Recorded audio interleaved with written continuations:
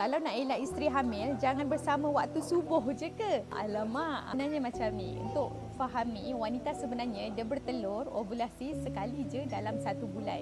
Maknanya bila telur dia matang dan pecah, akan berada dalam tube fallopian tu selama 1 hari. Jadi untuk selamat safe zone, anda jangan bersama 3 hari sebelum telur pecah dan juga 3 hari selepas telur pecah. Kenapa jangan bersama dalam tempoh 1 minggu ni? Waktu ni adalah sperma, kalau dia dah bersama awal, sperma dia boleh hidup lama dalam rahim. Jadi bila dia dah ada sperma yang dalam rahim, andai kata dalam tempoh 5 hari telur tu pecah, jadi telur tu masih lagi ada chance boleh disenyawakan. Jangan bersama dalam lingkungan 3 hari sebelum telur pecah, ketika ovulasi wanita subur, dan juga 3 hari selepas waktu yang dalam 1 bulan tu ada 1 minggu tu wanita tu paling subur. So kalau nak elak hamil, jangan bersama waktu ni. So follow TikTok saya dan semua channel saya sebab ada banyak tips yang saya pernah sharekan.